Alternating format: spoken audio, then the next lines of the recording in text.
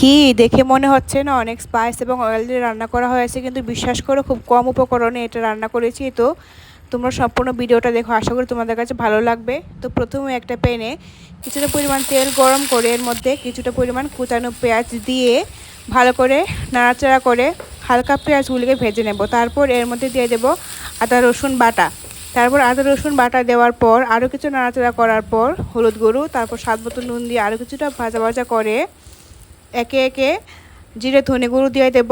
তারপর আরও কিছুটা পেঁয়াজ লাল লাল করে ভেজে নেওয়ার পর কয়েকটা টমেটো কুচি, তারপর দিয়ে দেবো চিরা কাঁচা লঙ্কা দিয়ে আরও কিছুটা মশলা ভালো করে কষিয়ে নিয়ে ভালো করে মশলাটাকে ভাজা ভাজা করে নেওয়ার পর এরকম তেল ছেড়ে আসতে দিয়ে দেব সামান্য পরিমাণ জল দিয়ে আরও কিছুটা নাড়াচাড়া করে ফুটিয়ে নিয়ে ওর মধ্যে ভাজা মাছগুলো দিয়ে দেবো। আমি মাছগুলোকে আগে থেকে ভালো করে নুন হলুদ দিয়ে বেঁধে রেখেছিলাম। তারপর দিয়ে দেব শাহি গরম মশলা আর দেব ফিশ কারি মশলা। তো আজকের জন্য এই পর্যন্ত, তোমরা ভালো দেখো।